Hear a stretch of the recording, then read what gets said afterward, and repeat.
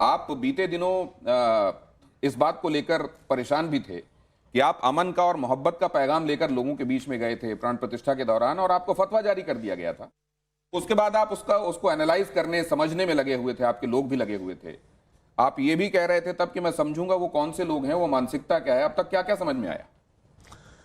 ये बात मैं अक्सर सभी को कहता हूँ कि हमारी सबकी जातियाँ ज़रूर अलग हो सकती हैं, हमारे इबादत करने की तरीके ज़रूर अलग हो सकते हैं, हमारी पूजा पद्धति सबकी ज़रूर अलग हो सकती है, हमारे सबके धर्म ज़रूर अलग हो सकते हैं, लेकिन हमारा जो सबसे बड़ा धर्म है इंसान और इंसानियत है।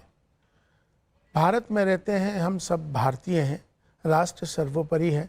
उसी पैगाम को लेकर मैं वहाँ राम मंदिर पहुँचा था। वही मेरा एक पैगाम था, एक संदेश था तमाम, एक सौहार्द का, कि देश में अमन शांति का पैगाम रहे, देश के अंदर एक अच्छा माहौल बने, और उसी पैगाम को, संदेश को लेकर गया। लेकिन कुछ लोग हैं जिनको ये पसंद नहीं होता है। हर समाज में अच्छे लोग होते हैं, लेकिन चंद लोग ख़राब होते हैं। उनको ये पसंद नहीं हुआ। देश पूरा भारत से बाहर, पाकिस्तान से, बांग्लादेश से, दुबई से, इंग्लैंड से, तमाम देश में, पूरी दुनिया में जब ये बात निकली और उन्होंने इस बात की मुखालफत करनी शुरू करी और तमाम अलग अलग जगहों से फतवे जारी किए, भारत से, दुबई से और अमेरिका से, 3 पाकिस्तान से ये फतवे जारी हुए। लेकिन मेरा अपना मकसद है, मेरा सौहार्द है, मकसद आपस में मिलके रहना चाहिए। उसी पैगाम को लेकर आगे गया। उसके लिए मुश्किलात होती हैं, मुझे मालूम था। उसके लिए मुझे बहुत विचार करना पड़ा। लेकिन मैं आखिर में जब वो गया हूँ और वहाँ जाने के बाद से जो मुझे एक पूरे देश में एक अच्छा संदेश गया, आपसी भाईचारे का, आपस में मोहब्बत का, मेरे लिए ये काफ़ी था। नहीं, लेकिन उस दौरान आपको ये तमाम जगहों से फतवे तो मिले ही, आपको धमकियां मिली। एक उस तरीके की ही फोन कॉल जब इमाम साहब को आई, आप देखिए उसमें क्या क्या कहा गया था। और मैं ये भी समझना चाहता हूं कि उनकी अमन की कोशिश असल में वो काउंटर प्रोडक्टिव हो गई, या अमन की कोशिश उनकी कामयाब हुई? पहले जरा ये सुनिए और देखिए कि उस समय क्या हुआ था। मैं वापस नहीं लूंगा शब्द। वापस लेना, आप अगर वापस नहीं लोगे तो ये आंदोलन होगी। आंदोलन करो मेरे खिलाफ साजिश रचो, कहां से करो मुझे नहीं मालूम। आपका नाम क्या है, पहले नाम बताइए। आप मुझे सुनिए, मैं दो क्या हूँ या मैं क्या हूँ? मैं खराब इंसान हूँ। मैं आरएसएस का हूँ, मैं आरएसएस का हूँ या किसका हूँ या देश का हूँ? मुझे आपसे सर्टिफिकेट नहीं चाहिए। तो इतना ज्यादा स्ट्रेस उन दिनों आपने झेला, लगातार इस तरह के कॉल आ रहे होंगे। ये तो इत्तेफाक से उस समय मीडिया आपके सामने थी। तो आपको क्या लगा कि ये अमन की कोशिश, आप क्या एक बार की ये भी ख्याल आया क्या कि ये हवन करने में हाथ जल रहे हैं तो हवन करना रहने ही दूं फिर? दरअसल जब इस तरह के जो काम होते हैं, जहां देश, इंसानियत, आपसी सौहार्द, तो इस तरह की मुश्किलात तो आती हैं। तो मुझे लगता है कि ये उनसे हमें घबराना थोड़ी है, उनसे हमें डरना थोड़ी है, लेकिन हमें ये ध्यान रखना है कि हमारे लिए देश हमारे लिए सबसे ज़्यादा है, राष्ट्र सर्वोपरि है हमारे लिए। तो मैं अपने देश हित में जो भी कार्य करता हूँ, देश हित मेरे लिए सबसे सर्वोपरि होता है। साजिद रशीदी साहब का सवाल मैं लूंगा अब आगे, आप तैयार रहिएगा अपने सवाल के साथ। लेकिन एक बात मैं आपसे समझना चाहता हूँ। आपने कहा था कि वो लोग जो अभी नहीं समझ रहे हैं, इस तरीके से रिएक्ट कर रहे हैं, वो समझेंगे। 5 लाख इमाम जहां पर जिस ऑर्गेनाइजेशन में हैं, आप उसके चीफ हैं, क्या आप इस पैगाम को डाउन द लाइन पहुंचाने में कामयाब हो पाए हैं कि आप क्या सोच रहे थे और वही सोच देश के लिए सही है? यकीनन यही सोच कामयाब रहेगी और इसी सोच से ही हमारा देश आगे बढ़ेगा। क्योंकि आज हम सब कुछ जो भी करते हैं, जो भी सोचते हैं, देश के प्रति ही सोचना चाहिए हमें। आज हमारा देश जिस तरह से आगे विश्व गुरु बनने के लिए अग्रसर है, बढ़ रहा है, महाशक्ति बन रहा है, तो हमें सबको इसी तरह से मिलजुल कर ही आपसे सौहार्द के साथ रहना है। मैं एक बार फिर से रिपीट करता हूं, क्या उन तमाम लोगों को समझाने में आप कामयाब हुए जो इस तरीके से रिएक्ट कर रहे थे?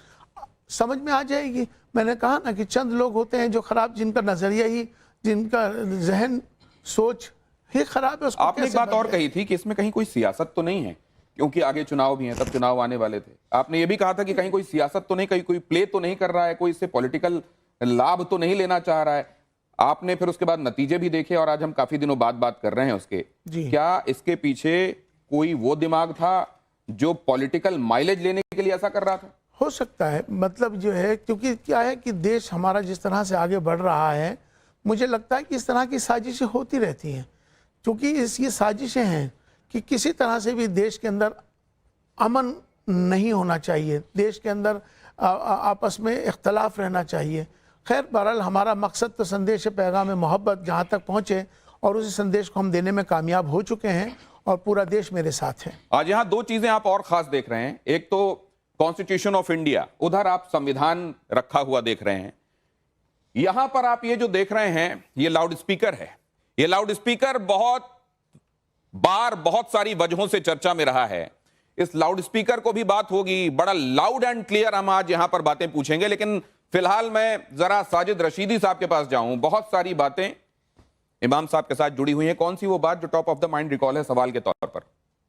दो चीजें हैं। मैं पकड़ता हूं, आप बोलें। हमारे यहाँ चीफ सरवर कायनात सल्लल्लाहु अलैहि वसल्लम है, जो इमामुल अंबिया हैं।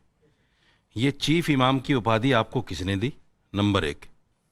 दूसरे ये कि आपकी जो मस्जिद है वो ASI में है या वक्फ बोर्ड में है? आपको वहाँ अपॉइंट किसने किया? ये दो सवाल मेरे पहले जवाब दे दीजिए। चीफ इमाम की पदवी और मस्जिद के संदर्भ में सवाल। जी, देखिए, चीफ इमाम, पूरे इमामों का इमाम जो होता है वो चीफ इमाम होता है, और हम संगठन की बात कर रहे हैं इस समय। और देखिए, हम जो है ऑल इंडिया इमाम ऑर्गेनाइजेशन, आप भी जानते हैं, एक बार बात पूरी होने के बाद आपके पास आऊंगा तो अपनी हिंदुस्तान का सबसे बड़ा इमामों का संगठन है, और मैं चीफ इमाम हूं ऑल इंडिया इमाम ऑर्गेनाइजेशन का। तो ये उपाधि किसने दी? ये उपाधि कौन देगा? संगठन का अंग, संगठन का कोई अध्यक्ष होगा, कौन देगा? संगठन किसी को अध्यक्ष बनाएगा, किसी को संगठन का अध्यक्ष सदर होता है। बिल्कुल हमारे आपके पास आऊंगा तब आप अपनी बात कह लीजिएगा। एक बार इनकी सुन लीजिए, आपने जो सवाल पूछा उसका जवाब दे दीजिए। दूसरी बात आपने कही कि ये मस्जिद जहाँ पर मेरा संगठन का ऑफिस है, जी, कायनात है चीफ अंबिया, अब वो इमामुल अंबिया है। वो मैं इमामुल अंबिया की बात नहीं कर रहा हूँ, चीफ इमाम की बात, इमामुल अंबिया की बात नहीं है। इमाम है ना, उसको भी हक नहीं है हम चीफ इमाम कहें। आप मेरी बात से सब लोग सहमत हो? आप सहमत हैं या ना है? साजिद रशीदी साहब, आपके पास क्योंकि अभी माइक नहीं है, आप जो कह रहे हैं वो आवाज आ नहीं रही है। एक बार जवाब पूरा हो जाए, मैं माइक लेकर आपके पास आऊंगा, पूरी बात कहिएगा। लगवाना चाहिए था ना आपको। मैं माइक लेकर आऊंगा आपके पास, बातें काटोगे एक सेकंड, आपके पास आऊंगा, आप अपनी बात कहिएगा। आप कहिए, अपनी बात पूरी कीजिए। चीफ इमाम का जो दर्जा है वो ऑल इंडिया इमाम ऑर्गेनाइजेशन, जो कि हिंदुस्तान की सबसे बड़ी ऑर्गेनाइजेशन है, उसका चीफ इमाम हूँ। उसमें अध्यक्ष भी होते हैं, प्रेसिडेंट भी होते हैं, चेयरमैन भी होते हैं। इस तरह से ये चीफ इमाम है। इसी तरह से हमारे यहाँ पर अगर आप देखेंगे कि चीफ मुफ्ती होता है, ग्रांड मुफ्ती जिसको कहते हैं, ग्रांड इमाम भी होता है, ग्रांड इमाम भी होता है, जिसको ग्रांड मुफ्ती भी होता है, ग्रांड इमाम भी, मुफ्ती भी, चीफ इमाम भी। मस्जिद के मुतालिक क्या जवाब है? मस्जिद के मुतालिक यह है कि इनका जो सवाल है कि मस्जिद ASI में, तो इनको शायद वो पता नहीं किस संदर्भ में, ये क्या सोचकर जहन में इनके है और क्या सवाल ये करना चाह रहे हैं, मुझे मालूम नहीं। लेकिन आज इनके जहन को साफ करना मेरी जिम्मेदारी है कि ना तो वो मस्जिद ASI में है और ना ही वो इस समय मस्जिद वक्फ बोर्ड में है। अभी इस समय वो स्टेटस को उसका चल रहा है 123 प्रॉपर्टी में। वक्फ बोर्ड को लेकर तमाम बातें हो रही जी। आपने NRC और CAA के समय ये स्पष्ट कहा था जी कि पहले कौम के लोग इसको पढ़ लें, देख लें, उसके बावजूद उनको अगर ये लगता है कि इसमें काबिल एतराज बातें हैं तो उसको आकर फिर विरोध प्रदर्शन करें। इसको लेकर आपका क्या कहना है? आप CNRC पर कहां चले गए आप? सर, इंटरजेक्शन बीच में उनको आवश्यक लग रहा है। वो चाहते हैं कि जब आप बोलें उसी समय हिज्जे करके वो से आपसे सवाल भी पूछते रहें। एक सेकंड माइक लगवाइए आप, माइक सबको लगवा दीजिए। सवाल इनकी इमामत पे नहीं, इनकी इमामत तो यह है कि आपको इमाम ASI ने बनाया या दिल्ली वक्फ बोर्ड ने बनाया। हो गया आपका सवाल? जी, ना तो मुझे ASI ने बनाया और ना ही वक्फ बोर्ड ने। अभी मैंने जिस तरह से कहा कि ये फिर किसने बनाया? हमारा ये मस्जिद 450 साल पुरानी मस्जिद है और 1911 में इसकी रिक्वायरमेंट हुई इस पूरे जगहों की। उसके बाद से 1959 से दोबारा से ये आबाद हुई है। 1959 से मेरे पिताजी वालिद उसी मस्जिद में, उसके बाद से मैं वहीं पर हम मौजूद हैं और वहीं पर ही हमारा ऑल इंडिया इमाम ऑर्गेनाइजेशन का सेंट्रल ऑफिस है। चूँकि अभी ना तो वो वक्फ बोर्ड में है, ना ही वो लैंड एंड डेवलपमेंट पे है, ना ही डीडीए के पास है, क्योंकि अभी स्टेटस को है। फिर वो किसके पास है? अभी हमारे पास है और हम ही उसके मुतवल्ली हैं। अच्छा सुनिए, एक चीज और बता दूं, मुतवल्ली हैं। मैं जरा वक्फ बोर्ड को लेकर मामले को और आगे ले जाता हूं। रशीद साहब एक सेकंड, आपने पर्याप्त बोला, उनसे जवाब मिला, जितना जवाब मिला वो आपने कई बार सुन लिया, नहीं मिला आपके सवाल का जवाब तो आगे बढ़ना पड़ेगा। वक्फ बोर्ड को लेकर जवाब दिया ही नहीं। AIMIM क्या कहता है, ओवैसी साहब ने क्या कहा है, जरा वो सुन लीजिए और चर्चा को आगे बढ़ाते हैं। नहीं मिलेगा तो फिर मेरा बैठना बेकार है, मैं उठ जाता हूं। आप एक मस्जिद को खोए हैं, कई मस्जिदें हमारे हाथों से निकल जाएंगी, तो इस कानून को रोकना है। आप हाँ ठीक है सर, मर्जी please go ahead sir, please go ahead. आइए चलाइए जरा। एक मस्जिद को खोए हैं, कई मस्जिदें हमारे हाथों से निकल जाएंगी, तो इस कानून को रोकना है और ये बड़ा ही तारीखी नाजुक मोड़ पर आप और हम खड़े हुए हैं। अरे बीजेपी RSS शिंदे वालों, ये जायदाद गवर्नमेंट की नहीं है, हमारे पुरखों की है। बाज ऐसे रंग बिरंगी कपड़े पहनकर मोदी के पैर छूने वालों, तुम्हारे बाप दादा की खबरों को जब छीन लिया जाएगा तो तुमको अंदाजा होगा। ये किसके बारे में कह रहे हैं कि रंग बिरंगे कपड़े पहनकर मोदी के पैर छूने वालों, और तुम्हारे बाप दादा की कब्र भी तुमसे छीन ली जाएगी? मुझे नहीं मालूम है इनका क्या जहन और किसके लिए इन्होंने बोला है, इसके बारे में मुझे नहीं मालूम है। लेकिन ये जो कह रहे हैं उसमें सब्सटेंस है। किसके लिए बोला है मुझे नहीं मालूम, मतलब उनका जहन किस पे। वक्फ कानून में अमेंडमेंट को लेकर जो लोग मौजूदा सरकार के साथ सुर से सुर मिला रहे हैं, उनको नहीं मालूम कि वो अपने पैरों में कुल्हाड़ी मारने वाले हैं। इसको दूसरे शब्दों में इस तरीके से समझ लीजिए। हो सकता है कि चूंकि वक्फ कानून में अमेंडमेंट को लेकर आपका नजरिया क्या है? देखिए, मेरा वक्फ अमेंडमेंट के नज़रिए के हवाले से मेरा कहना है कि अमेंडमेंट तो पहले भी होता आया है, ये एक प्रक्रिया है। अमेंडमेंट में बदलाव समय अनुसार होता आया है। पहले भी अमेंडमेंट हुए हैं, अब फिर अमेंडमेंट हो रहा है, लेकिन फ़र्क इतना है कि जो पहले अमेंडमेंट हुआ था उस पर राजनीति नहीं हुई, अब वक्फ अमेंडमेंट में उस पर बदलाव हो रहा है तो उस पर एक राजनीति हो रही है। लेकिन अभी तक तो किसी को ये मालूम नहीं कि भैया अभी ड्राफ्ट तैयार हो रहा है, सारी चीज़ें तैयार हो रही हैं। चूँकि JPC में आज भी बैठक है, कल भी बैठक हो रही है और इस पर जो स्टेक होल्डर्स हैं और उसमें तमाम जितनी भी मुस्लिम ऑर्गेनाइजेशंस हैं और तमाम सबको बुला के इस पर अभी ड्राफ्ट तैयार हो रहा है। तो मुझे लगता है कि तैयार हो चुका है, वो तो पब्लिक भी हो गया है, आपको शायद पूरी जानकारी नहीं है जी। अभी JPC की आज नहीं वो JPC का ही है ना, आज भी बैठक चल रही है, में चला गया है। वक्फ अमेंडमेंट का जो ड्राफ्ट है वो तो बन चुका है। नहीं, वो पुराना देखिए, अभी JPC की बैठक चल रही है, अभी इसे ड्राफ्ट मुकम्मल तैयार नहीं हुआ है। पहले की बात है जी। आज बैठक चल रही है पार्लियामेंट नहीं, लेकिन वक्फ को लेकर अब जरा मैं ये बहुत जल्दी से समझ लूं। आप वक्फ में जो अमेंडमेंट हो रहा है जी, जो प्रस्तावित अमेंडमेंट है, आप उसके साथ हैं? देखिए, क्या वो आवश्यक है? देखिए, क्या समय अनुसार जो बदलाव होता है कि आज के हालात के हिसाब से उसको जो उसमें कमियां हैं उनको सही करने की तरफ अगर सरकार कर रही है तो उसमें क्या बुराई की बात? अगर कमियों को दूर करने की तरफ। अच्छा, मैं ये भी बता दूं कि अभी हमारे साथ साजिद खान साहब थे, साजिद रशीदी साहब, लेकिन अचानक उनके सवालों का जवाब भी मैंने यहां से लिया, लेकिन उन्होंने कहा कि मेरे सवालों का जवाब नहीं मिल रहा है तो मुझे यहां से चला जाना चाहिए। क्या ये जो और वो दोबारा आ रहे हैं, ये अच्छी बात है। तो अगर वो दोबारा आ रहे हैं तो मैं उनको वेलकम करता हूं, आइए आपके सवालों का जवाब लेते हैं।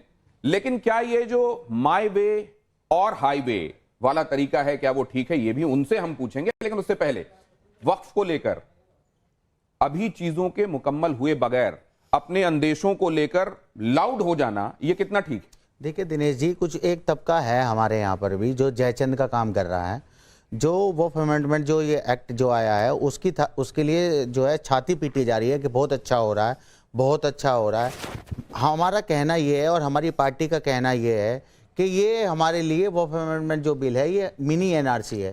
पहले हमारी सीए के एनआरसी के तहत हमारी नागरिकता छीनी जा रही थी, अब जो है हमारी ज़मीनों को छीनने के लिए सरकार इस तरीके का एक बिल लेकर आई है जिससे कि हमारी जितनी भी मस्जिदें हैं और जो हमारी इबादत गाहें हैं और जो हमारे कब्रिस्तान हैं उन सब चीज़ों को वो उस पर अपना पूरा कब्जा जमाना लोगों की चाहते हैं। नागरिकता छिन गई?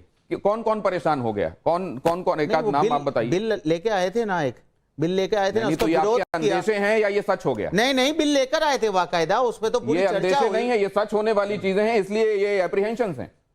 जल्द से यही तो दिक्कत हमारे सामने आ रही है कि कोई भी विषय हो, चाहे वो एनआरसी का हो, चाहे यूसीसी का हो, सीएए का हो, जनसंख्या का हो, ये सारे जो विषय है ना, बेसिकली ये विषय सारे राष्ट्रीय विषय हैं, लेकिन उस पर एक राजनीति होती है और उसी पर राजनीति करते हुए उसको ये सोचने लग जाते हैं कि मतलब ये हमारे लिए। तो आप क्या ये समझते हैं कि राष्ट्रीय विषयों पर कंसेंसस बनाना संभव नहीं है? बनाना, देखिए हमेशा क्या होता है कि राष्ट्रीय विषयों पे सबको मिलकर उसके हित में हम सबको मिलकर आगे जाना चाहिए, उस पर राजनीति नहीं होनी चाहिए।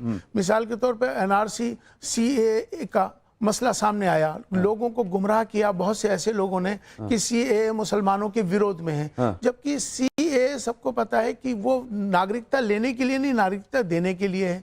तो लोग समझते हैं नहीं ड्राफ्ट क्या आया, क्या चीज़ आई, लेकिन उसमें पहले से पहले उस पर राजनीति करने, उसके विरोध में खड़े हो जाते हैं। सीएए आज तक या एनआरसी में किसी को कोई नुकसान हुआ है या किसी की नागरिकता ली गई है? मैं बता देता हूँ। ये अब हाजिक साहब के पास जाने दीजिए। जी देखिए, बात यह है कि सीए हो या एनआरसी हो या वक्फ बोर्ड का मसला हो, हमारे मुल्क की सरकार जो है हिंदुस्तान में इंसानियत पर काम करना चाहिए। वक्फ बोर्ड का जो मामला है, वक्फ बोर्ड में जो कहते हैं कि इसमें 2 औरतें बनाए रखी जाएंगी, ये पहले से संविधान में था हमारे देश के वक्फ बोर्ड में।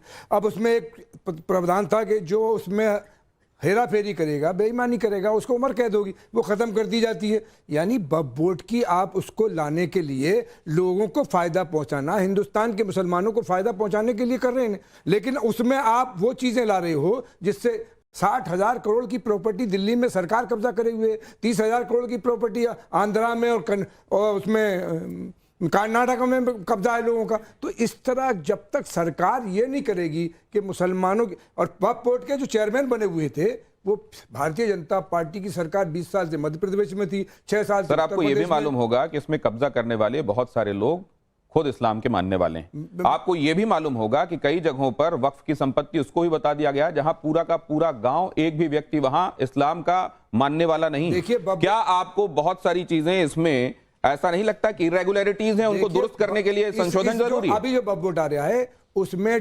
डीएम को उसका प्रधानमंत्री बनाया जा रहा है वक्फ बोर्ड का, और डीएम अंडर चीफ मिनिस्टर होता है।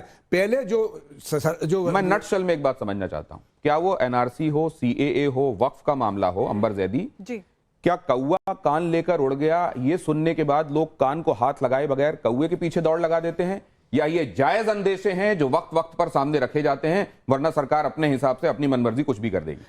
दिनेश जी, अगर जायज अंदेशे होते तो हमारे देश में सीए के नाम पर लोगों को कितना वर्गलाया गया और जगह जगह पर शाहीन बाग बनाए गए और महीनों तक पूरी जिंदगी को रोका गया, कितने ही लोगों की जाने गई, कितने लोगों के कारोबार ठप हुए और कितने ही लोग जेलों में गए।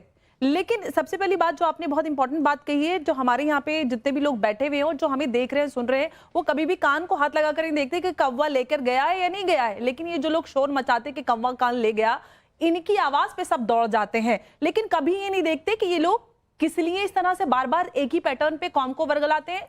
क्यों बार बार, कभी एनआरसी के नाम पर, कभी सीए के नाम पर, कभी पॉपुलेशन बिल के नाम पर, कभी ट्रिपल तलाक बिल के नाम पर।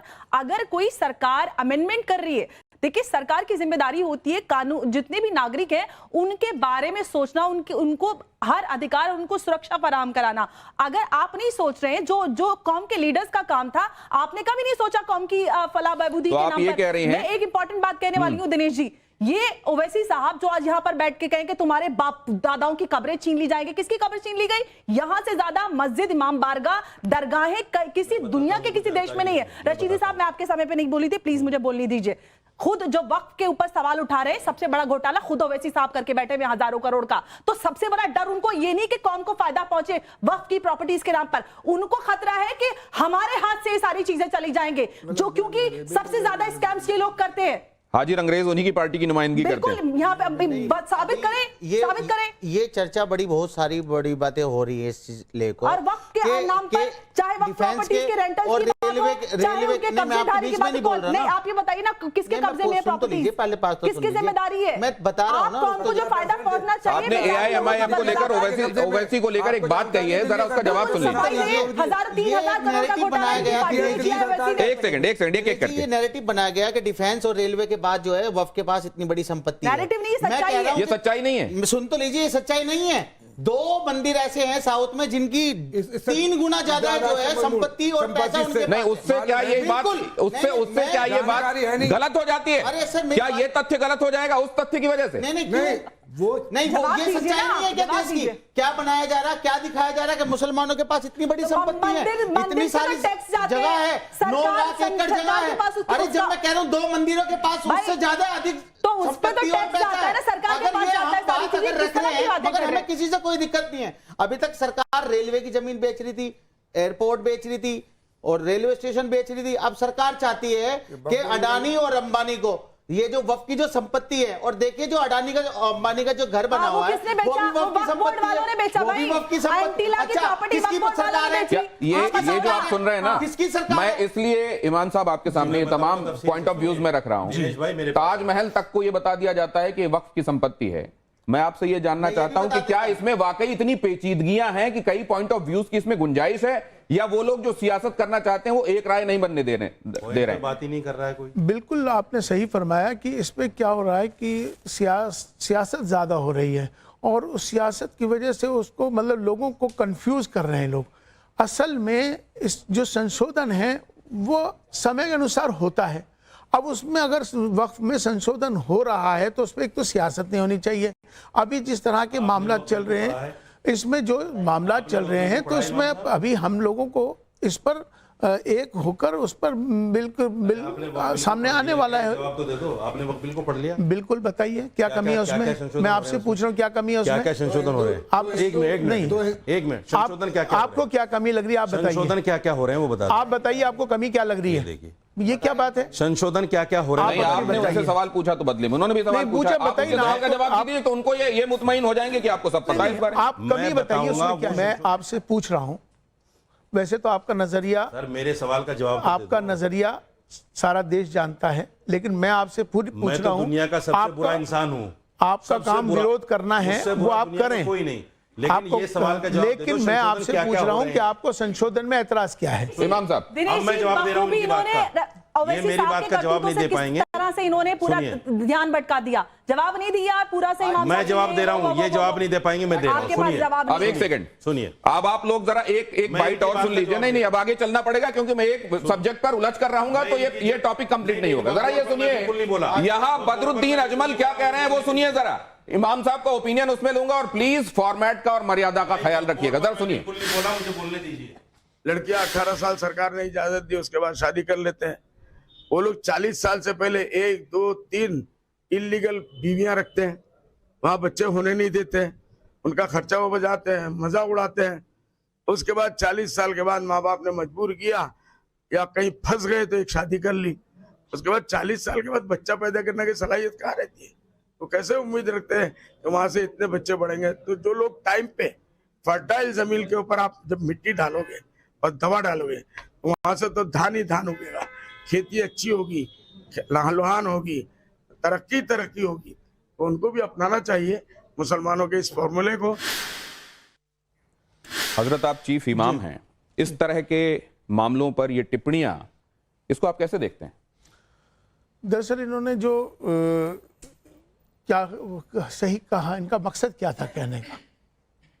ये मकसद ये बता रहे हैं कि विवाह को लेकर जी। इनका ओपिनियन क्या है, विवाह की उम्र को लेकर इनका ओपिनियन क्या है, और जिन शब्दों में जिस तरीके से वो बता रहे हैं वो भी बदरुद्दीन साहब को नहीं, आपने सुना। चूंकि अभी तो विवाह का तो हमारे यहाँ 21 18 साल से ऊपर। उम्र जो है सरकार ने जो तय किया प्रस्ताव लाया था समान उम्र करने का लड़का और हेमंत बिस्व शर्मा अभी एक बिल भी लेकर आया, आपको मालूम होगा। अच्छा, उसमें उन्होंने ये भी कहा कि काजी के पास रजिस्टर होने के बजाय ये अब जो निकाह होंगे वो रजिस्ट्रार के पास रजिस्टर होंगे। हाँ तो क्या बुराई है? नहीं, अब उसको लेकर वहां ये भी कहा गया कि हमेशा एक वर्ग विशेष को टारगेट कर भारतीय जनता पार्टी की सरकारें चलती हैं। नहीं, मुझे लगता है कि ऐसा नहीं है। अगर कोई कानूनन कोई चीज सही तरीके से की जा रही है तो उसमें कोई एतराज क्या है इसमें? तो आपको भारतीय जनता पार्टी की सरकार की तरफ से किए जाने वाले काम, उनकी तरफ से लाए जाने वाले जो बिल हैं, जो संशोधन हैं कानूनों के, वो सब सही लगते हैं? नहीं, अभी यकीनन देखिए क्या है कि इमाम साहब अभी तक निकाह सही नहीं हो रहे हैं मुसलमानों में। नहीं, मतलब ये रजिस्टर होने की बात हो रही है, निकाह की बात अभी तक निकाह सही नहीं हो रहे हैं क्या? नहीं, निकाह की बात रजिस्टर होने की हो रही है। अभी तक निकाह अगर सही जो हो रहे हैं रजिस्टर ना? अभी काजी पहले के इस पास बात है, का जवाब लेकिन दीजिए, अगर सही हो रहे हैं नहीं हो रहे हैं? यकीनन सब सही हो रहे हैं तो फिर रजिस्ट्रेशन का क्या मतलब है? रजिस्ट्रेशन क्यों नहीं होना चाहिए? क्या मतलब नहीं, उसका? क्यों नहीं होना चाहिए? मतलब बता दीजिए। नहीं, मतलब मैं आपसे पूछ रहा हूँ क्यों नहीं होना चाहिए? क्या मतलब है उसका? नहीं, क्या क्यों नहीं होना उसका चाहिए? मतलब सुनिए, मैं बताता हूँ। नहीं, होना क्यों नहीं चाहिए भैया? देखिए, मत बोला करो यार। क्या पहले तरीका है भाई? देखिए, वो चाहती है कि उनकी शादी क्या तरीका मतलब रजिस्टर्ड ना हो शादी। आप मुझे बोलने दो नहीं, ना। आप ये बोलिए कि क्या आप गलत तरीका बोलोगे है? फिर मैं बोलने नहीं दूंगा। नहीं, ये आप सारी बोल नहीं शुरुआत पाओगे। आपने की है। सुनो, आप बोल नहीं पाओगे तो मैं भी एक साथ की बात कर नहीं बोल सकती हूँ। पाओगे। सुनो, नहीं, आप मेरे गलत बीच में मत चीजें क्यों बोलो। बोल रहे हो कि निकाह गलत हो सुनो रहे मेरी हैं? बात। निकाह अलग है, आज शादी का तक- रजिस्ट्रेशन सुनिए, अलग है। अगर- शादी सब अपने एक रीति मिनट। रिवाज के हिसाब से करते हैं। ऑडियंस भी इसमें कुछ कहना चाह रही है आप लोगों से। पूछिए ना नहीं, मैं महिलाओं से। अपनी बात सब बोलिए। महिलाओं की बात भी यही करेंगे, मैं पुरुषों अपनी की भी बात बात पूरी यही करूंगा। करेंगे, इमाम की भी बात यही करेंगे। मेरी बारी भी आने दीजिए हाँ, प्लीज। मैं भी बोलिए। हूँ यहाँ पर, मैं बहुत देर से आप लोगों को सुन रही हूँ। मेरा सवाल ये है कि एक बार तो पहले जो क्वेश्चन हो रहा है उसका मुतमईन तरीके से आंसर मिल जाए। हम लोग भी यहाँ पर बैठे हैं, रजिस्ट्रेशन किस लिए ज़रूरी है? रजिस्ट्रेशन तो ऑटोमेटिकली होता ही है ना, जब सिग्नेचर करते हैं और लड़की से पहले पूछा जाता है, वहाँ पर पूरा सिग्नेचर होता है, तो इसमें रजिस्ट्रेशन की बात ही कहाँ रह गई? वो तो ऑलरेडी हमारे उसमें रहा ना, जब हमें निकाहनामा मिलेगा। इसका जवाब मैं दूं? नुकसान क्या है मैं देता हूँ। एक सेकंड। अरे मुझे भी तो बोलने। आपके पास आता हूँ, बोलिए।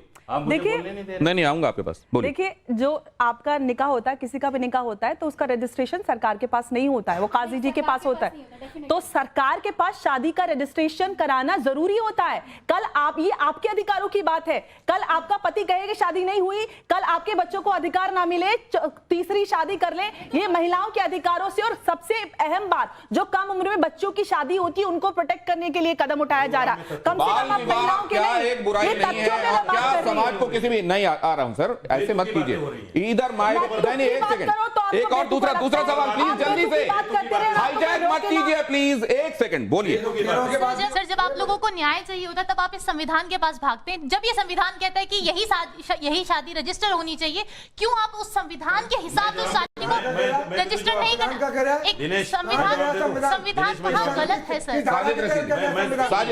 साजिद रशीद, बेटा इधर सुनो, बेटा इधर सुनो। सरकार का प्रोपोगेंडा। आप कौन सी क्लास में पढ़ रही हैं? कॉन्स्टिट्यूशन का सर मैं पीजी कर रही हूँ। पीजी कर रही हैं। हाँ जी। अभी आपकी बहुत कम उम्र है, हम बहुत दुनिया में घूम रहे हैं। नहीं, उनका सवाल सीधा है मैं सर। जवाब पे ही आ रहा हूँ। उमर जवाब पे ही आ से रहा नहीं हूँ। होता सर, वो मैं ये कह जवाब रहा पे है ही कि आ रहा हूँ। कॉन्स्टिट्यूशन जो बात कहता है अरे सुनिए, जवाब पे ही आ रहा हूँ, जवाब पे ही आ रहा हूँ। कॉन्स्टिट्यूशन सुनिए, सर प्लीज सर। अरे मैं बता रहा हूँ ना, सुन तो लीजिए, सुन तो लीजिए। एक क्वेश्चन सुन लीजिए, मेरा सीधा सा सवाल है। मेरा सवाल है कि रजिस्ट्रेशन के आप बोल रहे रजिस्ट्रेशन नहीं होना चाहिए, उसमें क्या ऐसा नुकसान हो रहा है जो आपकी मैं बता रहा हूँ, देखिए। कुछ नुकसान नहीं, केवल एक दर्ज ही तो हो रहा है ना। इससे अच्छा, मैं नुकसान क्या है, आप सुन तो इतना बता लीजिए, दीजिए। सवाल हो गया आपका, सुनिए मैं बता रहा हूँ। देखिए, अभी CNRC पे बात आई, मैं लेके चल रहा हूँ उसी को।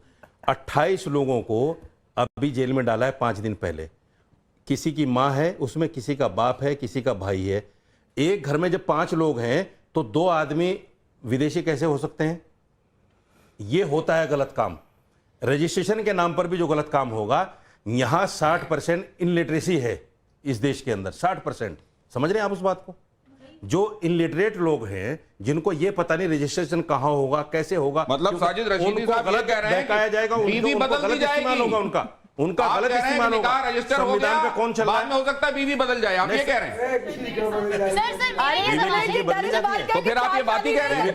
5 लोगों का परिवार है, उसमें 2 विदेशी कैसे निकल आए? आपने ये बात कही ना अभी। ये हेमंत विश्व शर्मा मैं से ये कह पूछो। रहा हूं कि अगर ये हेमंत कहीं विश्व शर्मा से नहीं, पूछो। आप अपवादों को ये हेमंत नियम विश्व शर्मा बनाएंगे। से पूछो, जिसने 28 लोगों को जेल में आप डाला। अपवादों को नियम आप बनाएंगे। पूछो उनसे। नहीं, आप अपवादों को पूछो नियम हमसे। बनाएंगे, आप अपवादों को आप नियम सवाल कर बनाएंगे सकेंगे, क्या? हमें क्यों आप जरा- नहीं कर पाएंगे। आप जरा ये मैं ये भी नहीं समझ कर लूं। पाएंगे आप। अब इलेक्शन की बातें भी हो रही हैं, वन नेशन कौन वन सा इलेक्शन की फॉर्मेट, बात कौन भी सा हो रही प्रोग्राम है। लेके अभी चल रहे हैं? कश्मीर और हरियाणा में हम चुनाव देख रहे हैं। ख्वाजा आसिफ हैं पाकिस्तान के मंत्री, वो कह रहे हैं कि नेशनल कॉन्फ्रेंस और कांग्रेस का जो एजेंडा है 370 को लेकर, वही बात तो हम भी कहते हैं। इसको आप कैसे देखते हैं?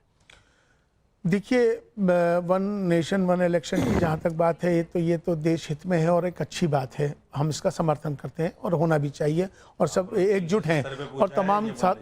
जहाँ तक 370 की बात है, मैं आपको बताऊं कि अभी मैं जब 370 आर्टिकल से पहले जब मैं कश्मीर गया था, वहाँ के हालात और अभी जब आर्टिकल 370 हटने के बाद के जो हालात, ज़मीन आसमान का फ़र्क है।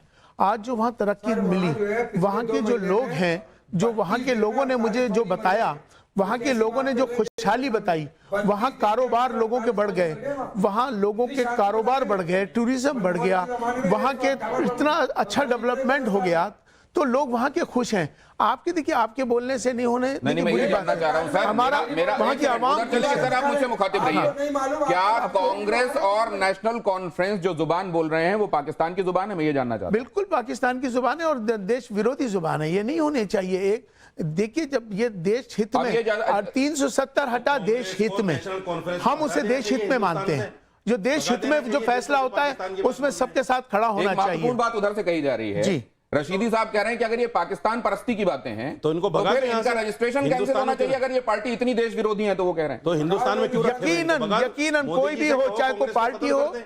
पार्टी हो या कोई भी व्यक्ति हो, अगर देश के खिलाफ कोई भी काम करेगा, वो देश विरोधी होगा, देश के खिलाफ उसको। उमर साहब, ये अब बताइए, एक बात और कही जा रही है, एक सेकंड, आपकी बात पर आ रहा हूं, आप ही की बात पर आ रहा हूं। वाले ये संविधान की अवहेलना कर रहे हैं या ये संवैधानिक बात कर रहे हैं? ये जब भारतीय देश आजाद हुआ था, 300 आदमी थे संविधान को बनाने वाले में, उस संविधान की तरमीम करने वाले, उनके सामने जीरो भी नहीं है जो जिन्होंने संविधान बनाया था, जिसमें बाबा साहब अंबेडकर थे। और आज जो संविधान बना रहे, उसके एतबार से जीरो भी नहीं। मैं ये पूछ रहा हूं, ये हिंदू राष्ट्र की बात करने वाले ये देश हित की बात कर रहे हैं या देश विरोधी बात कर रहे हैं? सर एक सेकंड, हाजिर साहब, एक बात आपसे भी पूछता हूं। आप ये कह रहे हैं कि जीरो जो कह रहे हैं आप, तब कॉन्स्टिट्यूएंट असेंबली में कितने लोग थे? आपने ये कहा 300। बाबा साहब के संविधान के बारे में आपने बताया, और अभी आप जीरो कह रहे हैं। हाँ, अमेंडमेंट्स को लेकर आपका नजरिया क्या है? वो मसला ऐसे नहीं थे कि 46 को 86 मैं आपसे जानना चाह रहा हूं कि क्या अमेंडमेंट्स को आप मानते नहीं मानते हैं? संविधान में अमेंडमेंट्स की गुंजाइश होती है नहीं होती? अमेंडमेंट करना देश हित के लिए है, अमेंडमेंट करना सवाल जनता उनसे के हित जवाब के आप लिए। दे रहे हैं। जनता के हित के मैं खिलाफ होगा तो मैं जनता आपसे ये विरोध जानना करेगी। चाह रहा हूं, संविधान को आप ऐसा सैक्रोसेंट समझते हैं जिसमें कहीं कोई बदलाव की गुंजाइश नहीं है? अमेंडमेंट को आप हमेशा समझते हैं? सरकारों ने किया, 78 साल से किया, लेकिन देश की जनता के लिए किया, देश हित में किया। सवाल बार बार पूछ रहे हैं राष्ट्र के बारे में- क्योंकि आपके बारे में ये माना जाता है इमाम साहब कि आप भारतीय जनता पार्टी और संघ की तरफ नर्म रवैया रखते हैं, इसलिए वो सवाल पूछा जा रहा है कि आप हिंदू राष्ट्र के संदर्भ में क्या सोच रखते हैं? बनना चाहिए या नहीं? यस या नो? देखिए, यस या नो?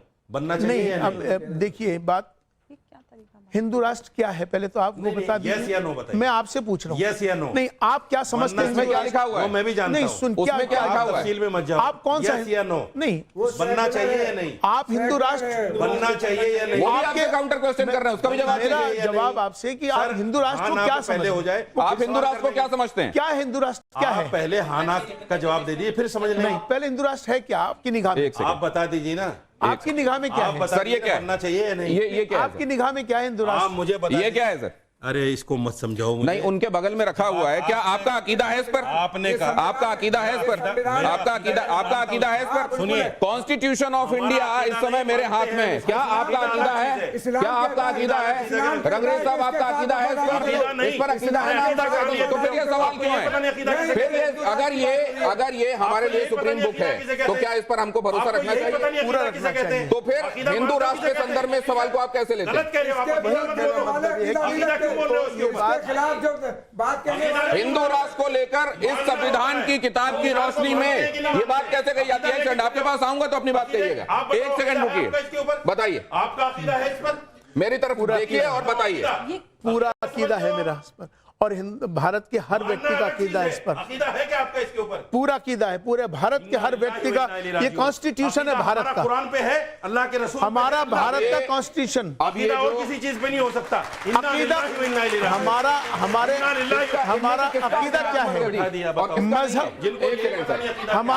हमारा इस पर हर भारत की कॉन्स्टिट्यूशन से जुड़ा हुआ है। देखिए दिनेश जी, ये अहम पॉइंट्स पे, अहम मुद्दों पे बात करने के बजाय देखिए शोर मचा रहे हैं। इस तरह से कोई बात नहीं कर सकता। देखिए कितने बढ़िया से डिबेट होने दे रहे हैं, आप सब देख रहे हैं। अकीदा का मायना क्या है? अकीदा के लफ्ज़ कितने बढ़िया से डिबेट होने दे रहे हैं, कितने बढ़िया सवालों के जवाब लेने दे रहे हैं। हाजिक साहब भी उसमें पूरा कोऑपरेट कर रहे हैं। और देखिए कितने बढ़िया, और कौन से मदरसे से मौलवी है, आप बता दीजिए। ये लगातार ये कोशिश की जा रही है कि आप बोले नहीं। सर अब अगला सवाल आपसे। अब तरक्की और विकास का एक जो फॉर्मूला है वो कहता है सबका साथ, आता हूं सर, सबका साथ, सबका विकास, सबका विश्वास। जी अरशद मदनी साहब को अगर आप सुने तो वो कहते हैं हिंदुस्तान में मुसलमानों की हालत इस समय सबसे दयनीय है और मुसलमान सबसे ज्यादा हाशिए में हैं, परेशान हैं। सबका साथ, सबका विकास, सबका विश्वास, अगर हर एक पॉलिसी, गवर्नमेंट पॉलिसी का लाभ सबको बगैर भेदभाव के मिल रहा है तो ये स्टेटमेंट कैसे सही हो सकता है जो दूसरी तरफ से दिया गया? यकीनन यही तो दिक्कत की बात है आज के वक्त में। अभी आप देखेंगे कि जो हमारे प्रधानमंत्री आवास योजना, उसमें आप देखेंगे कि सबसे ज्यादा अगर कोई फायदा मिला तो मुसलमानों को मिला। अगर इसी तरह की लाडली योजनाएं जो मिली वो मुसलमानों की मिली, या किसी को भी किसी भी देखिए चाहे अनाज हो, किसी भी योजना में क्या ये कहा जाना कि आप सियासत में नहीं होके भी सियासी गोटियां खेलते हैं? कभी आप मोहन भागवत जी से मिलते हैं, कभी आप मोदी जी के बुलावे पर चले जाते हैं, आप कौम के बहुत सारे लोगों को नाराज करके राम मंदिर की प्राण प्रतिष्ठा में चले जाते हैं। क्या आप ये सियासी डोरियां हैं जो बगैर सियासत में शामिल हुए खींचते रहते हैं? दरअसल मैं जो भी कोई कार्य करता हूँ इसमें सियासत नहीं है, मेरा राष्ट्र हित मेरे सामने होता है। कुरान कह रहा है और मैं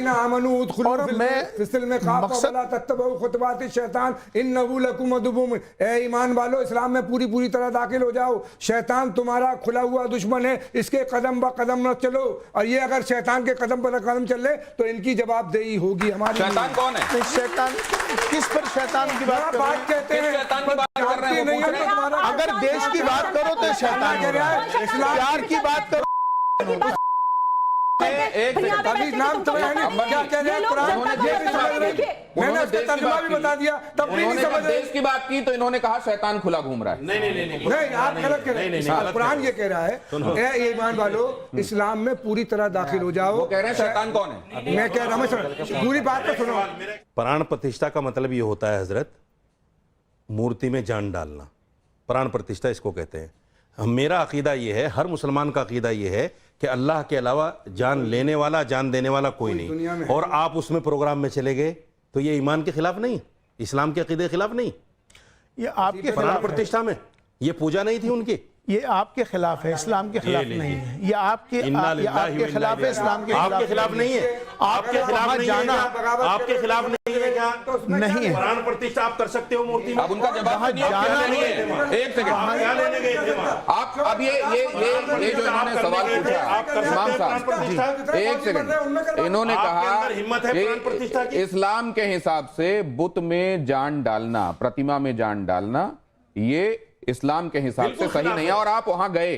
बिल्कुल। क्या इसीलिए कुफ्र का फतवा आपके लिए जारी हुआ? यकीनन ऐसे नहीं तो ये क्या ये कुफ्र है? नहीं, मुझे एक बात समझने दीजिए, एक सेकंड। कुफ्र से भी आगे बढ़ के, अच्छा ये कुफ्र से भी आगे बढ़कर, अगर ये शिर्क है, अगर ये कुफ्र से भी आगे बढ़कर शिर्क है तो अंबर जैदी, क्या रशीदी साहब की निगाह में हर एक वो आदमी जो भगवान की मूर्ति रखकर पूजा करता है वो तो गुनाह करने वाला आदमी हो गया? एब्सोल्युटली।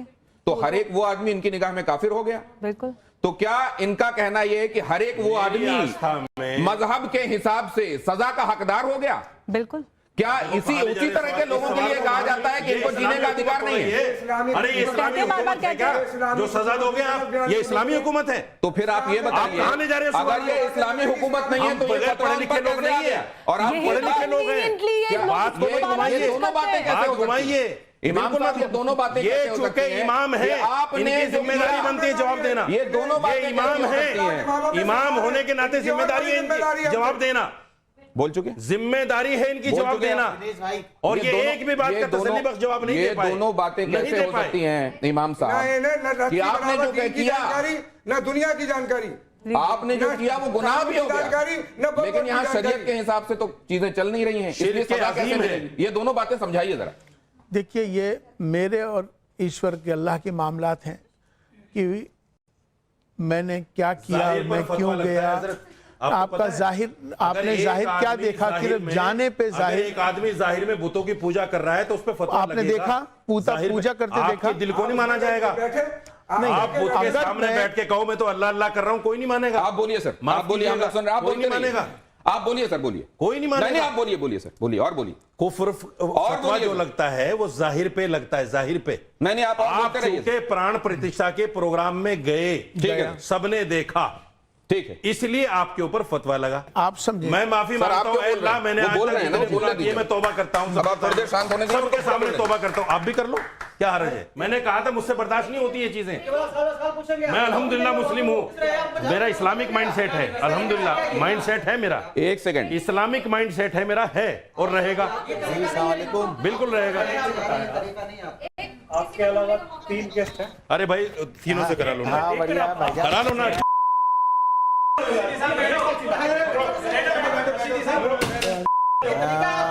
ये कि माइक तोड़ दिया यार।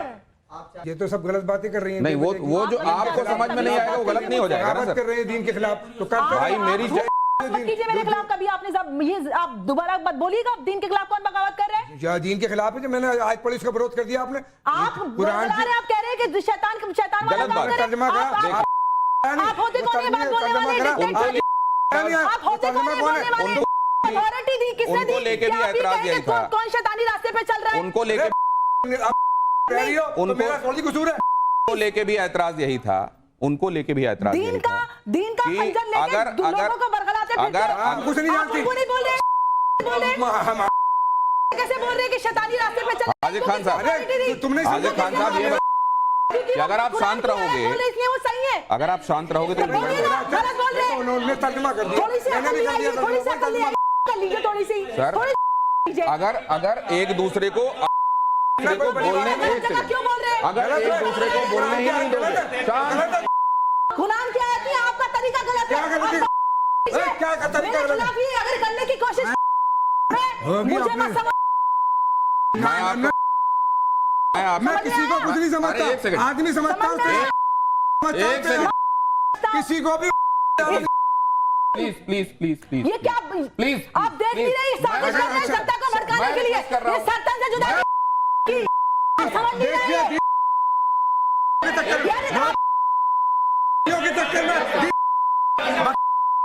पूरी दुनिया को बर्बाद कर रही है। तो ये कर क्या रहे हैं? एक सेकंड, दीन की बेइज्जती भी नहीं जानती। एक सेकंड, ना नमाज पढ़े ना रोजे की ना किसी चीज की कर रही है। मुझसे तमीज से बात कर रहे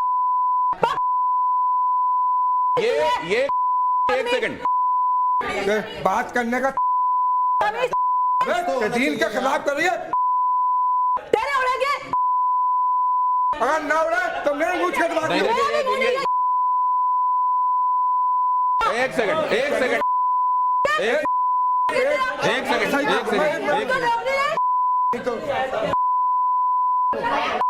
तो अभी आप लोग लगातार ये देख ही रहे हैं कि किस तरीके से कई बार सवाल करना लेकिन जवाब नहीं सुनने की जो आदत है, या वही जवाब चाहिए जो हम सुनना चाहते हैं। ये ईदर माय वे और हाईवे वाला जो तरीका है कि केवल हमारे तरीके से चलिए वरना आप गलत हैं, उसी के चलते यहां से 3 लोग अभी आपको चले गए दिखाई दे रहे हैं। लेकिन ये धर्म संकट तो अभी आगे जारी है, इसलिए अब आपको मैं इमाम साहब कहूंगा कि जरा मेरे साथ आए यहां और कुछ एक चीजों पर जो बहुत महत्वपूर्ण है उस पर अपना नजरिया जरूर दें। हालांकि मैं ये देख रहा था कि आप जब कहते हैं कि बहुत सारे लोगों को, इधर आ जाइए, बहुत सारे लोगों को समझाना है और ये मुश्किल काम है, तो आप ये क्यों कहते हैं, ये दिखाई दे रहा था। जी। और मैं जरा अंबर जैदी से भी समझूंगा कि जब इस तरीके की जो चीजें वो देखते हैं और धर्म की ऐसी व्याख्या वो देखती हैं तो कैसे उसको रिएक्ट करती हैं। लेकिन जरा जल्दी से ये देखिए और इस पर अपना रिएक्शन दीजिएगा। एक लाइन में आपको बताना है कि इसको देखकर आपके जहन में क्या आता है। अब ये मैं प्ले करने वाला हूं 1 बाय 1। धर्म संकट। पहला, हिंदू, संविधान,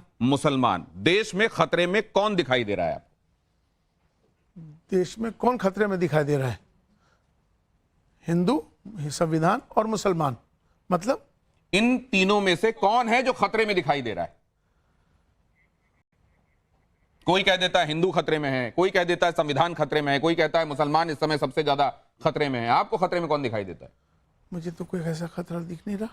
आपको कहीं कोई खतरा नहीं दिखाई दे रहा है। मतलब खतरे से मुराद क्या है कि क्या कहाँ हिंदू खतरे में है, कहाँ संविधान खतरे में है, कहाँ मुसलमान खतरे में? चलिए नेक्स्ट प्ले कीजिए। मुझको कोई हाँ इनमें से किसी पर भी खतरा मंडराता हुआ दिखाई नहीं दे रहा है। अगला दिखाइए। क्या बुलडोजर न्याय का प्रतीक है? आपका नजरिया क्या है? देखिए, कानूनन कोई भी काम कानून के दायरे में हो तो वो ज़्यादा बेहतर है। चाहे वो कोई भी एक प्रक्रिया बुलडोजर की कानून के दायरे में ठीक है।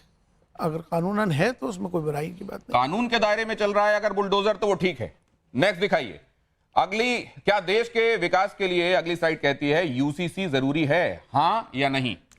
देखिए, मुझे लगता है कि ये विषय राष्ट्रीय विषय है मुझे, और राष्ट्रीय विषय में मुझे लगता है कि इसका होना बेहतर होगा।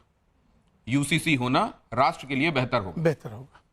कौम के लिए कैसा होगा? सभी के लिए अच्छा होगा, उसमें कौम भी आती है देश में। चलिए नेक्स्ट दिखाइए। नेक्स्ट स्लाइड कहती है मुसलमानों का सच्चा रहनुमा कौन है, औरंगजेब या मोहम्मद अली जिन्ना? क्योंकि इनको बहुत बार बहुत तरीके से रहनुमा के तौर पर प्रोजेक्ट पोर्ट्रे किया गया है। इनमें से कौन दिखाई देता है आपको रहनुमा? मैंने तो इनको भी नहीं देखा, इनको भी नहीं देखा, तो इसलिए तो इनमें से कोई भी मेरे को रहनुमा नहीं दिखाई देता, ये कह रहे हैं। मोदी जी रहनुमा दिखते हैं।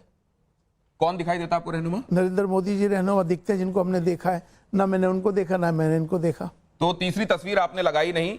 मुझको तो नरेंद्र मोदी में रहनुमा मुसलमानों का दिखाई देता है।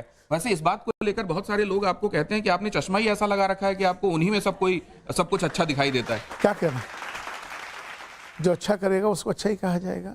तो क्या ये राष्ट्रीयता का चश्मा है जिससे आप देखते हैं इसलिए उनमें अच्छा ही दिखाई देती है? देश के प्रति समर्पित हैं, देश के लिए लगे हुए हैं, देश को आगे बढ़ा रहे हैं, तो क्यों ना कहा जाए। तो राष्ट्रीयता की बातों में एक बात और समझ लेना चाहता हूं, जब आप करते हैं तो कई लोग इसको कौम के खिलाफ क्यों देखते हैं? उनका अपना नजरिया है। ये नजरिया कायम रहेगा या बदलेगा? बदलना चाहिए, वक्त बदलेगा। ये विशफुल थिंकिंग है, बदलना चाहिए, या ये दुआ है? ये फैसला आप कीजिएगा। अगला देखिए। इनमें एक जैसा क्या है? महात्मा गांधी, मोहन भागवत, एक जैसा क्या है? उस वक्त के वो राष्ट्रपिता, चूंकि उनको तो मैंने देखा नहीं, आज के राष्ट्रपिता मैंने इनको डिक्लेयर किया हुआ है, तो इनको मैंने देखा है। हालांकि उनके लिए एम्बेरेसिंग हो गया था और उन्होंने कहा था कि मुझे मत कहिए, आप राजऋषि कह देते हैं, आप राष्ट्रपिता कह देते हैं, और ये वो कहते हैं कि हमको इस तरह की उपाधियां मत दीजिए। लेकिन आप ये कह रहे हैं कि वो तब के थे, ये आज के हैं। आज के हैं और आज भी रहेंगे, और ये आगे भी रहेंगे। राष्ट्रपिता के संदर्भ में ये बातें एक बार फिर से इलियासी साहब कह रहे हैं। नेक्स्ट दिखाइए। पीएम मोदी के घर में एक नन्हा मेहमान आया। बीते दिनों ये तस्वीरें आपने देखी होंगी, आपके जहन में क्या आया? बहुत अच्छा आया, और इससे एक उनका लगाव, उनका जो भाव गाय के प्रति, और उसका एक बहुत पॉजिटिव संदेश है। मुझे लगता है कि ये जिस तरह से उन्होंने इसको अपने मेहमान को बुलाया है, ये बहुत पॉजिटिव है और अच्छा है। ये पॉजिटिव सिर्फ इमाम इलियासी साहब के लिए है? सभी के लिए, देश के लिए है। क्योंकि देश के अभी प्रधानमंत्री हैं, तो प्रधानमंत्री जो इस समय जो कर रहे हैं वो देश के लिए ही है। अगला दिखाइए। प्रधानमंत्री नरेंद्र मोदी जो कर रहे हैं इससे बहुत सकारात्मक वातावरण तैयार हुआ है। ब्रुनेई के उमर अली सैफुद्दीन मस्जिद में मोदी दिखाई दिए, आपके जहन में क्या आया? अच्छा आया। लेकिन आप ये जरा बताएंगे कि कई ऐसी कंट्रीज हैं जो असल में मुस्लिम कंट्रीज मानी जाती हैं। यहां भी देखिए, आप मिडिल ईस्ट में देख रहे हैं मंदिर बन रहा है। अभी हमको ये भी सुनने में आया कि एक जमाने में सोवियत संघ का हिस्सा रहा, अब उससे अलग हो गया, लेकिन मुस्लिम कंट्री रहा, एक जो मुल्क है वो ये तय कर रहा है वहां बुर्का नहीं होगा, वो विकास के रास्ते पर चलेंगे, वो तरक्की याफ्ता होंगे। ये क्या असल में जो मजहब कहता है उसके खिलाफ जाना है? नहीं, दरअसल अभी जो तस्वीर आपने लगाई है मोदी जी की मस्जिद में, तो मस्जिद तो सभी के लिए होती है, खाली हिंदू या तजाकिस्तान ने फैसला किया है कि वो दकियानूसी बातों को नहीं मानेगा। उसने अपनी दकियानूसी कौन सी चीजें उसको डिफाइन भी किया है। मैं ये जानना चाहता हूं कि इमाम साहब के हिसाब से वो तरक्की याफ्ता सोच है या आपके हिसाब से वो धर्म के खिलाफ, मजहब के खिलाफ सोच? देखिए, धर्म को वो आज भी उसी तरह से मानते हैं जिस तरह से मानना चाहिए। अभी आपको मैं बताता हूं कि जिस तरह से अब इंडोनेशिया को अगर आप देखते हैं, दुनिया का सबसे बड़ा लार्जेस्ट मुस्लिम पॉपुलेशन है इंडोनेशिया में, लेकिन वहाँ पर जो हिजाब है आप देखेंगे जो चेहरा उनका खुला होता है, लेकिन बहुत सारी जगह जहाँ पूरा ढका हुआ होता है। तो मेरा मानना यह है कि अपने इस्लाम को भी मानते हैं, अपनी संस्कृति को भी मानते हैं, और इंडोनेशिया के जो लोग हैं, इसी तरह से तजाकिस्तान के लोग हैं, उन्होंने भी अपना एक नजरिया पेश किया है। वापस अपनी जगह पर आ सकते हैं। इमाम साहब ने बड़े दो टूक तरीके से सही को सही, गलत को गलत कहा है, लेकिन अब एक बात मैं आपसे समझते हुए, अंबर जैदी, आप अकेली बची हैं। वो लोग जो तमाम लोग आए थे यहाँ सवाल पूछने के लिए, वो ना तो जवाब देने दे रहे थे, जवाब सुनने की भी उनमें सलाहियत नहीं दिखाई दे रही थी, पेशेंस भी दिखाई नहीं दे रहा था, और उसके बाद हर एक चीज में ऐसे टोका जा रहा था जैसे उन्होंने एक अपने दिमाग में प्री कंसीव्ड तरीका बना रखा है कि आज इनको बोलने नहीं देना। ये क्यों था? सबसे पहली बात तो शेर अकेला आता है, झुंड में आता नहीं है। झुंड में तो ऐसे कायर लोग वार करते हैं जिनको ऐसी जरूरत होती है। सबसे पहली बात तो ये देखिए ये पहली बार नहीं है। आप जानते हैं कि मैं बहुत लंबे अरसे से टीवी में डिबेट्स करती हूँ और ये आए दिन का काम है। ये इनका पुराना नहीं, तो अंदाज ऐसे लोगों है, का पुराना मोटिव क्या नेचर है। लगता है आप? ऐसे लोगों का कोई मोटिव नहीं है। ये लोग कौम का भला नहीं चाहते। ये लोग चाहते हैं कि ये थोड़े से फेमस हो जाएं और इनको राज में कुछ करने के लिए पार्टी में किसी उसमें मिल जाए। तो आज बहुत साफगोई से यहाँ बातें रखी गई, लेकिन साथ में एक बात और देखने को मिली